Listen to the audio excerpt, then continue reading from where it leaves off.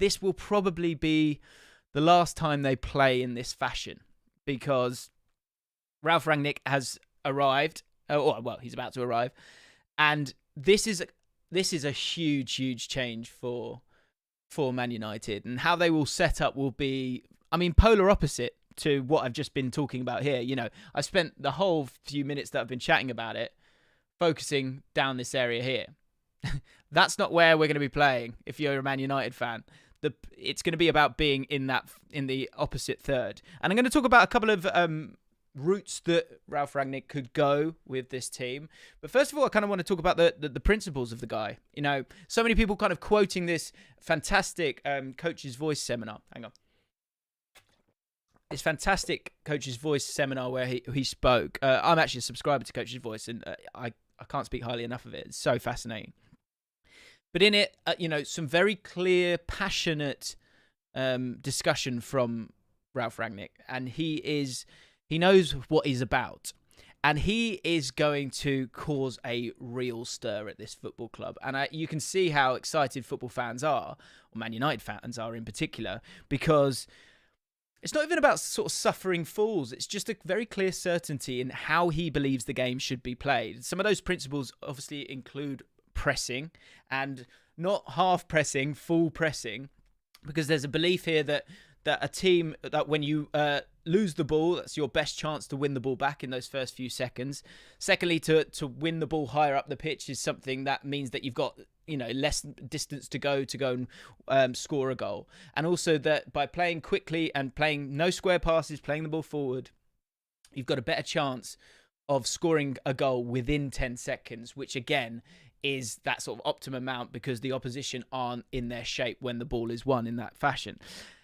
Those principles are something that you really haven't seen at Man United, and I think it really makes it quite glaring, and something that I hadn't really sort of drilled down on. And I think it's it's all part of our education, I guess, as we're sort of diving into it all.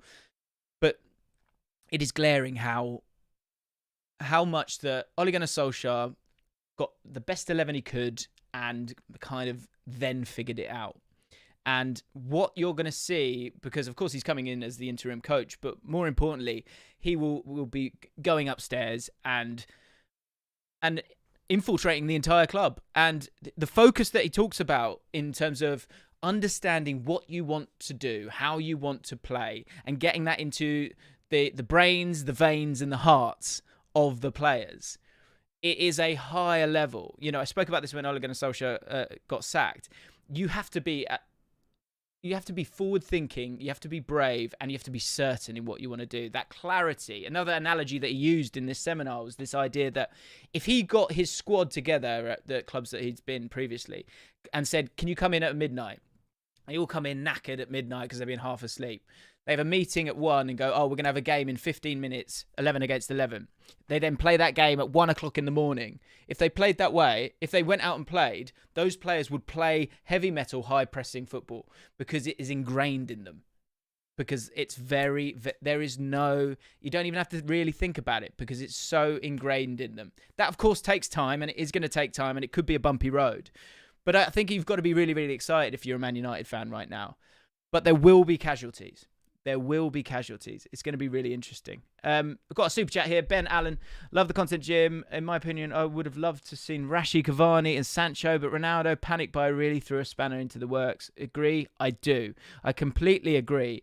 And the Ronaldo element of this is huge because someone's got to bend here. Someone has to bend.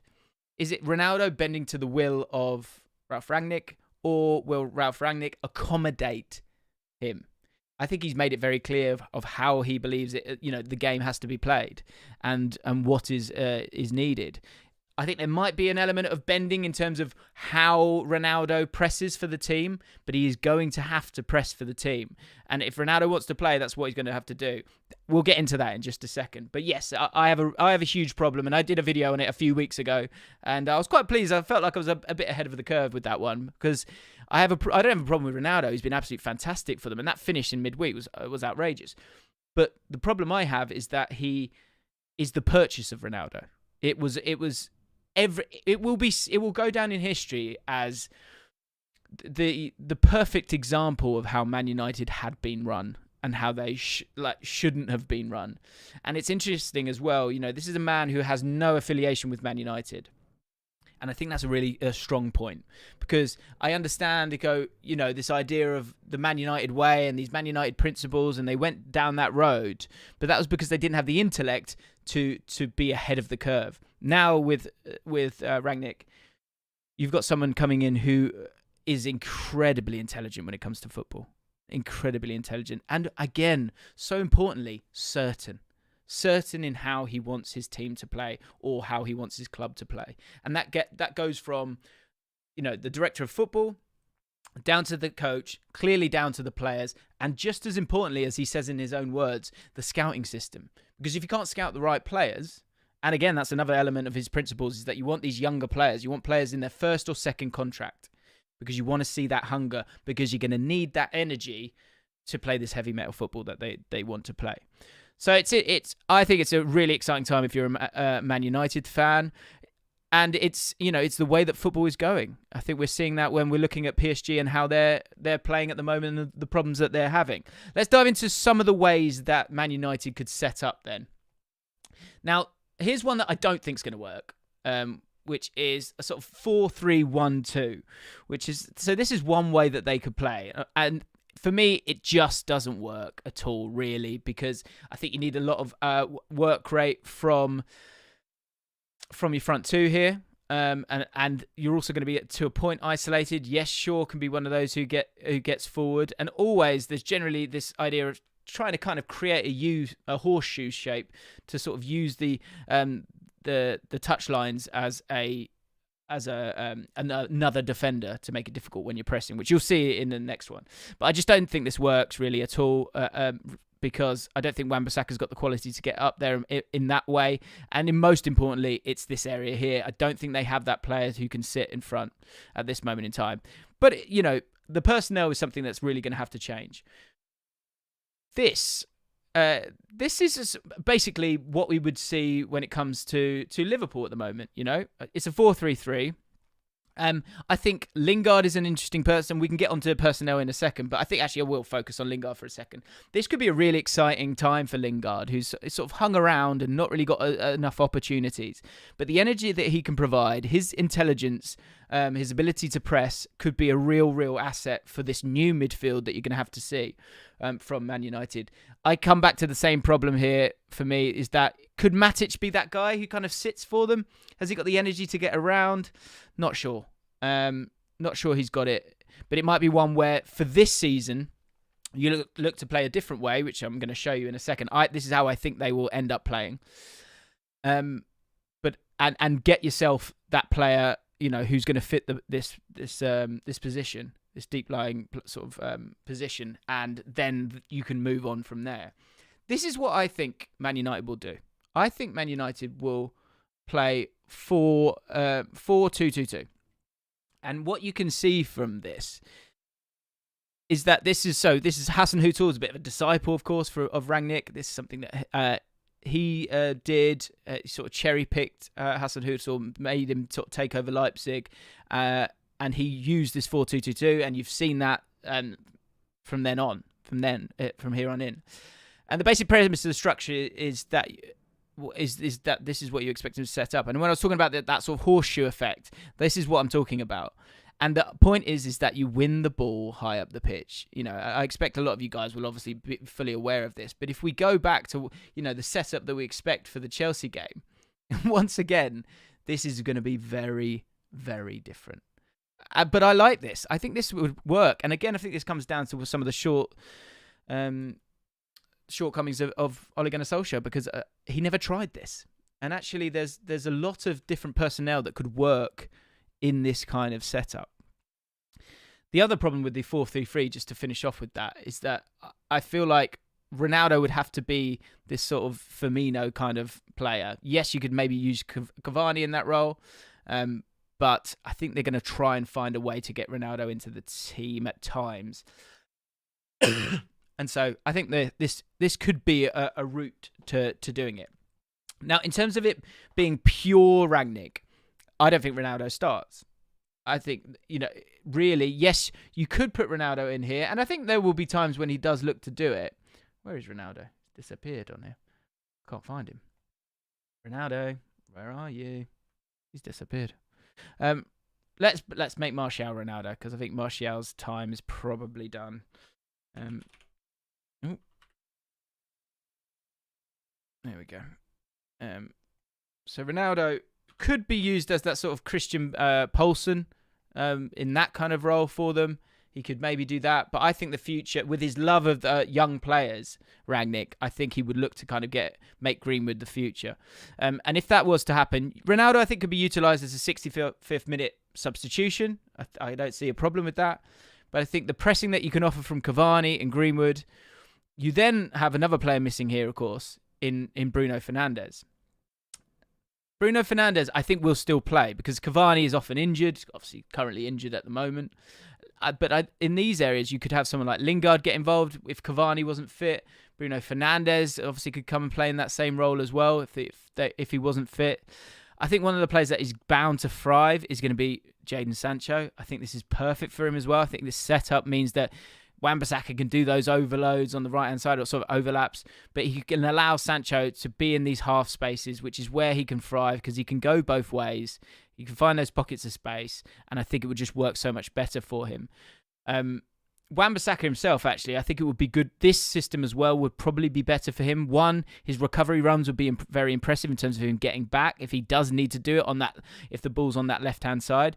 But for someone who's not that great on the ball, I think if he's winning the ball higher up, he'll have options and the passes will be much shorter as well. So I think this could suit Wan-Bissaka from a starting point. And again, I think he would be great at pressing as well. What will be interesting is Fred and McTominay. Now, in this scenario, I've still not got Pogba in this team as well. And I think that's down to the fact that we haven't seen him in that kind of system where you play high pressing football all the time. Could he come and play one of these two positions where Fernandes and Sancho are? Possibly.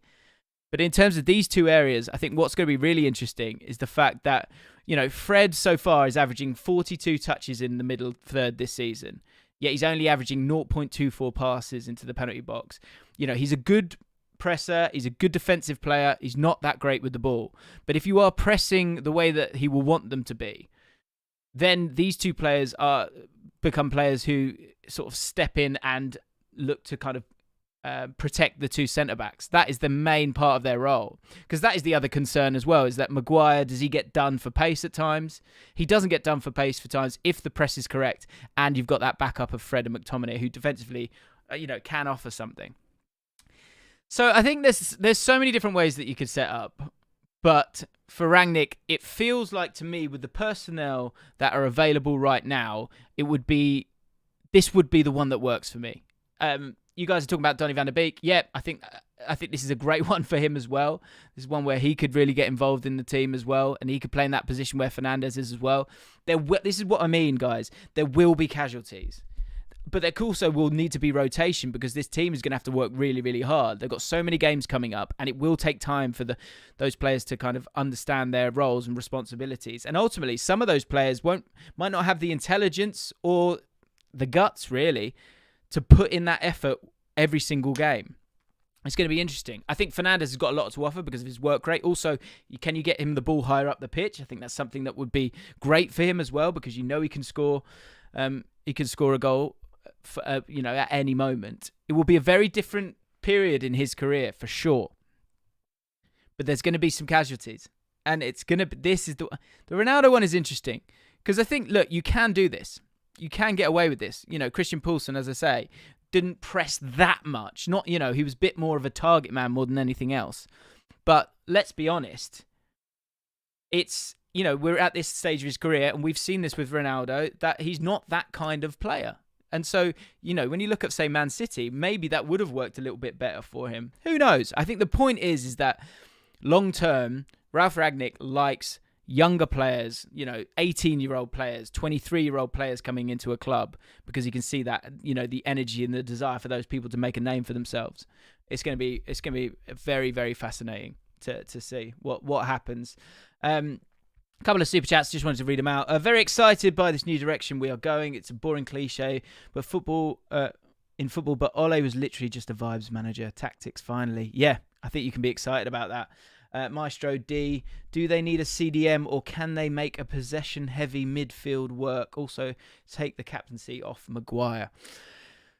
Look, there needs to be a change in midfield, for sure. I think if you think about Liverpool, and of course Klopp is a disciple of Ragnick, there needs to be changes in personnel. And the same needed to happen for Liverpool. They needed to bring in someone like Fabinho to be able to be a great defensive screen, but also someone who's great on the ball as well. They don't have that at the moment. So the same problem persists with that. Same goes possibly when you're thinking of your front three. Maybe this is something that they look to do, and they did play 3 forwards. Maybe that is something they would look to do.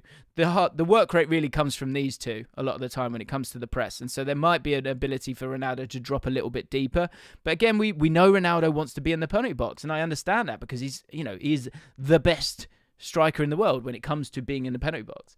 So personnel is a problem, and the midfield needs to change. This isn't a short-term fix. This doesn't happen overnight. And my prediction is that this new way of playing works against 75% of the league, but I think it will struggle against the Man Cities, possibly against maybe a Brighton that can beat the press. More importantly, the Liverpools and the Chelseas. But overall, I think this gets them back into the top 4, and then from there, you readdress it. But the good thing is that the players that you brought in, like a Varane or a Sancho, who were the players that you really wanted in the summer, or Van der Beek as well, there is a place for them in this squad and in this team. And that is an exciting thing for them. And ultimately, it is just so... I mean, often you see this when managers change. You go from one element, and you go, what was the big weakness with them? Didn't really have a plan. Right, let's go with someone who's definitely got a plan. And that can't be a bad thing. I think when you've got so many options, you have to have a plan first. You have to see what you want to do on the pitch first, and then implement it without exception, without compromise. You see that with Guardiola. You see that with Klopp at Liverpool. I think it's interesting. I think it's really, really interesting. Guys, should we have a quick look? I've got the Football Manager to give away. I was trying to get to 140k in this stream. Let's have a quick look. I'll be surprised because I've just been waffling on. We've only gone up 6. Oh well. Maybe next time. Or do I do it? It's Friday, isn't it? It is Friday.